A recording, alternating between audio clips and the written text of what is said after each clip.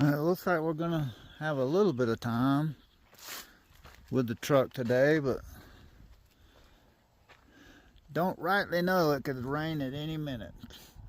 I looked on the radar and it's all around us, but you know, I'm not gonna not want the rain because we really need it bad here, but would really like to pull all my tools out and try to get this turbocharger over here, or at least start taking it off. It sits back there. You see all the rags. I've put rags in all the openings. God, there's 2 intercooler pipes, 2 plenum intake pipes, a turbo in and a turbo out pipe opening. So the turbo is back there in the back. It's got the yellow rag stuffed in its output. Yeah, that's the output of the compressor on the cold side of the turbo, and you can see the rusted side is cast iron on the left side. The right side is aluminum, the left side is cast iron. They both have a multi-bladed wheel. One is compressor, one's a turbine. One is to compress the air.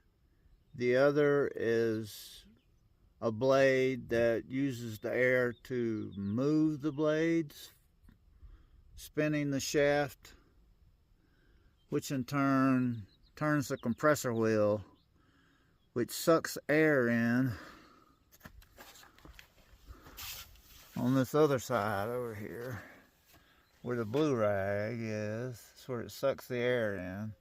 It throws it against the wall of the housing, and then it goes out the opening where the yellow rag is stuffed. You can see it has an O-ring there. At that point it's compressed air, so everything from that point on has to be able to withstand like 100 pounds of air pressure. Not that that's what this will ever see, but that's what it should probably be able to stand. So that turbo's been on there for 24 years. It's fixing to come off. Hopefully it won't be too much of a big deal, but we're fixing to find out. Just hope it doesn't rain the minute I pull my tools out. I'm amazed that it's not all wet, but it is later in the day, and the sun has come out every now and then. But you can see where the elk, that's a few days old right there. Yeah, there's another one, there's another one. I don't see any recent elk sign, but I ain't been up here because it's been raining. So I guess let's pull the tools out and see what we can accomplish. We'll get something done regardless. Alright, let's drag this wagon out of here. Phew! Stinky. And it's not supposed to rain.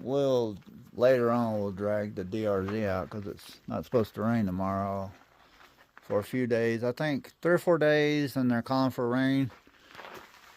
But that'll give us time to get this fixed. We gotta take it off to see what parts we need. I'm pretty sure we're gonna have to rebuild the pedestal the turbo sits on, which is just a bunch of O-rings and gaskets. If a bolt doesn't break, we'll be in really good shape. You know, nothing goes wrong like that. We gotta take that into consideration. But I feel good where it's at and everything. I hope Everything's copacetic. This is where the owner told me to put it. I talked to him the other day, so I'm really liking how the tarps, there's nothing gonna touch the ground. So we're past the stage of a lot of leaks and stuff. So we are gonna leak a little bit when we take the turbo off, but just a little. We got a pan down there to catch that. So we're doing good. It could be worse. I hate to say that, I really do. Hate to say that. Because sure as we finish fixing the turbo O-rings, there's a lot of other O-rings on this engine that are 24 years old. So you fix one thing, it'll be something else soon. But at least we've got the parts to rebuild the oil cooler, which is right here, which that's what we thought it was going to be. That's the two big things that can leak on this engine, is the oil cooler, and then on the top and the engine on the very back passenger side is the turbo. And up front is a H-pop, a high pressure oil pump on the front of the engine up top, but it rarely leaks. Behind it is a fuel bowl. It can leak, but it leaks diesel, not oil. There's a difference.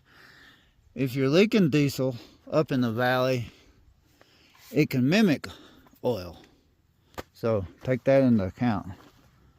But as far as oil leaking, there's, you know, it's really the oil cooler or the turbo. Because the turbo sits on a pedestal, and it relies upon the oil pressure from the engine to go through the pedestal up to the turbo, then returning back down through there. And it also has an exhaust butterfly valve that opens and closes the I don't know where it's in particular in there. We'll have to look at it. It's the wastegate or whatever when we take the turbo off. It's hard to see right here because all of these turbos, they have a similar wastegate mechanism, but the actual flapper thing is different. So we'll just have to see how they actuate that when we take it off. It's a pretty big turbo. We'll have to lay down on top of the engine. I'm not looking forward to that. Alright, let's go get the step ladders, and then I've got some cushions and some blankets and whatever we'll put on top of the engine so we can lay down.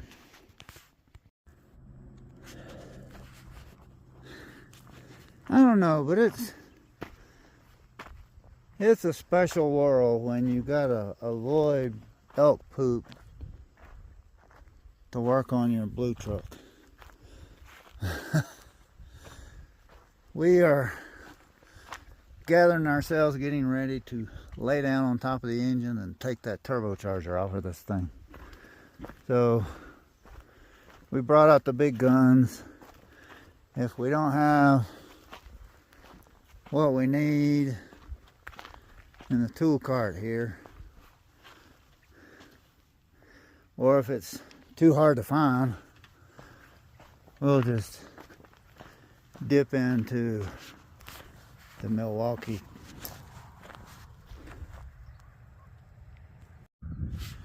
Alright, we've got everything out of the way that we need to lay stuff down. I took the alternator, I disconnected it because there's connectors sticking straight up that can easily be broken if you lay on top of them. And even right here, I'll take this connector off. It's just a sensor, so I'll unplug that, pull it out of the way. I'm not completely taking the degas bottle out. I'm leaving it attached. There's a hose at the bottom, and if you undo it, the coolant's going everywhere. It goes right in the radiator. This is under pressure. That's why they call it degas.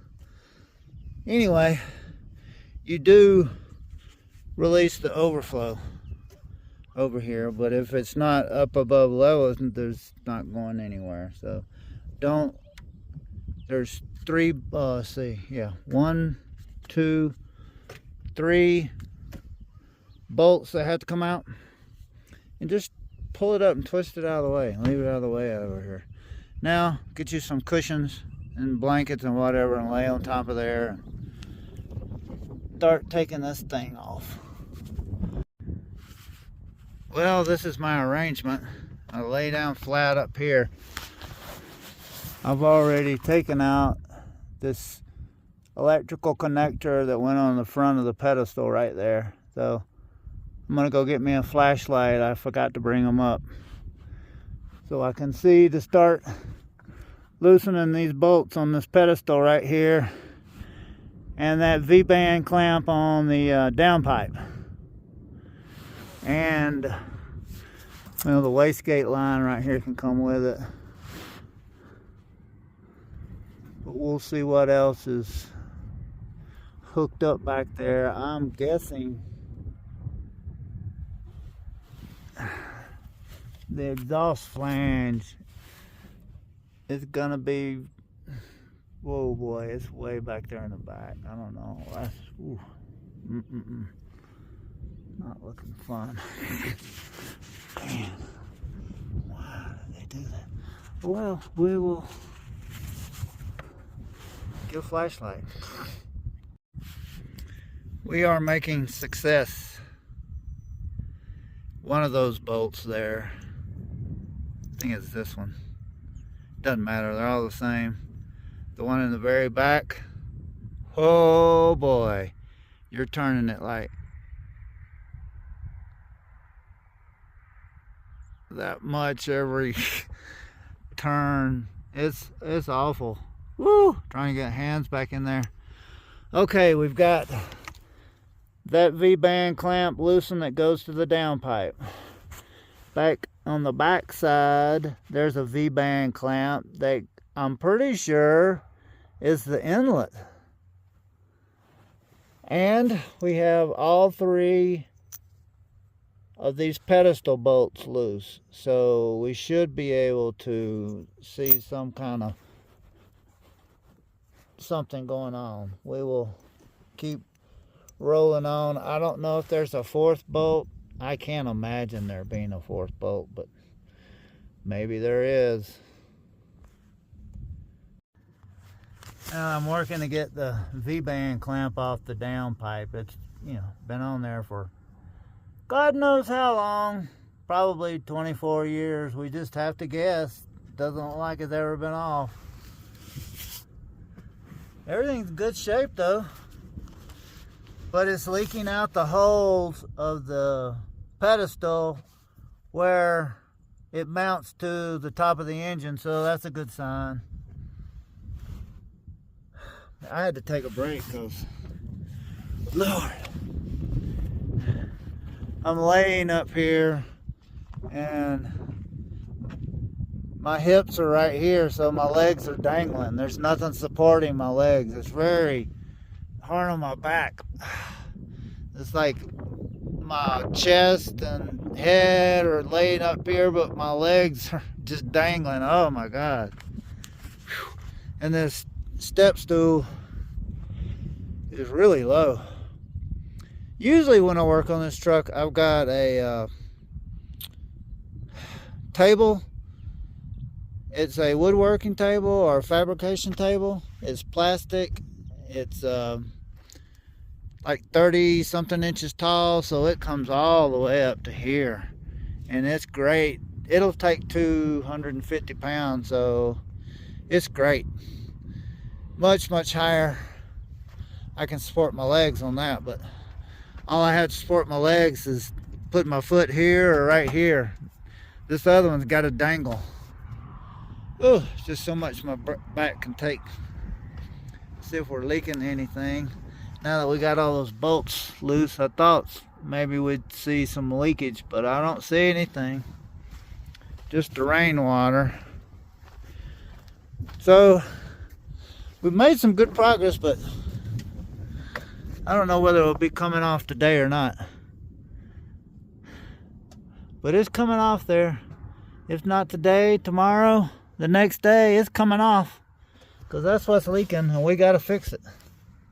That's a big unit right there, you know? Way back there in the back.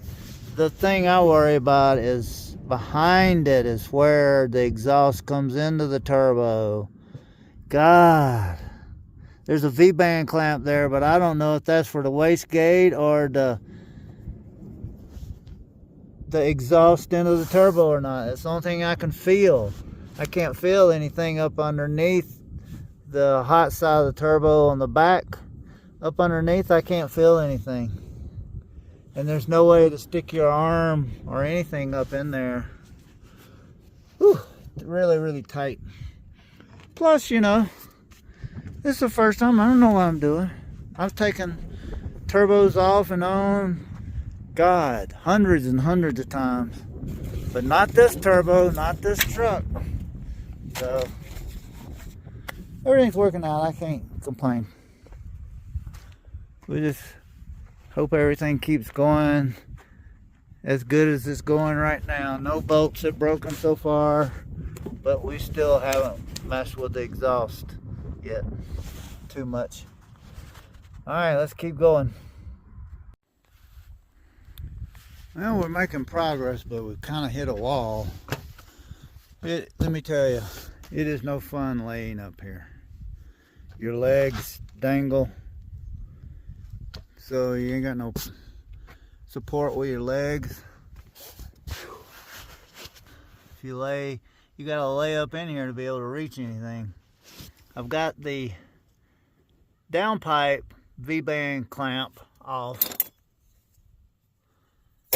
Now I'm working on the exhaust intake V-band clamp on the back, and I've got it loose, but it is really clamped on there. You see, it's a flange and it fits down in that groove. Each pipe has a half of a flange, a half over here and a half over there. And it is a tight fit. It's been on there for 24 years. And you loosen it, but it don't want to come off. See, it wants to hold in place. So, we'll keep fiddling with that. Otherwise, I can't move the turbo. I've got all the bolts out of it. I've got 3 long bolts out of it. Surely there's not a 4th one. I can't feel a 4th one. So if I get that exhaust V-band clamp off, the turbo should move, you would think. We're fixing to find out. We'll keep fiddling with it, but man, my back is killing me from laying up here. Yeah, this is where we're at now. We got 2 bolts that hold the turbo to the pedestal. Got one of them free. And now here's the ratchet to the other one, and I went and got my persuader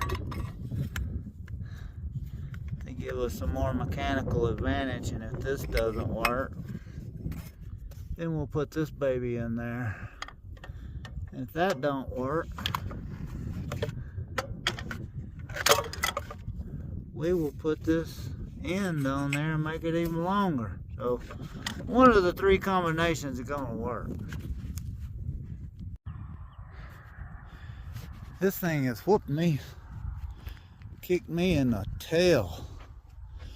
Laying up here is not any fun. I get the first part of my body, but my legs dangle down and they're not long enough to touch the stool here, so they're just dangling in midair. Whew. I've got the turbo to where it will move ever so slightly. The rear exhaust inlet, there's a V-band clamp back there, and I just cannot get it to move. But I think I've got everything loose. Not absolutely positively sure, but whew, we can at least move it. So tonight I'll do a little more research and look at the diagrams on the parts and everything to make sure I've got everything. But it will move if you pry it. But that rear V-band clamp being on there tight is not going to let it move hardly at all. So until I get that V-band clamp off, it's not really wanting to move very much. And I'm whooped. Let me tell you, I am whooped. It's laying up here. Because you can't, like I said, you can't. Your legs are just dangling there. And there's nowhere to put it up here. Then when you want to get down, it's really sketchy. So, but we made a lot of progress. I think I'm going to call it a day right here and do a little bit more research before we go further. But we've got both turbo bolts that hold the turbo to the pedestal, they're off. The 3 bolts that hold the pedestal to the engine, they're off. The V-band clamp on the downpipe over here, it's off. However, the V-band clamp on the back is not off yet. So, whew. And there's just hardly any room to stick your hand back there. Whew. I can't get anything to pry that V-band clamp off. There's nowhere to come up from underneath. So we'll keep fiddling with it. We'll get it off sooner or later. Tomorrow for sure. But for today, I'm calling it a day. It's just, I'm whooped. That laying up there, rolling around, stretching and leaning and all that, it's gotten to me. Whew. Well, we made some big headway. Well, we didn't finish our goal today to get the turbo off, but we did get it to move. I'm pretty sure we've got everything undone except for the rear exhaust entrance. The V-band clamp is stubborn, not wanting to come off, and I think that's what the big holdup is. So we worked and worked and worked till my back couldn't stand laying up there on top of the engine with my legs dangling. Oh, it's filthy.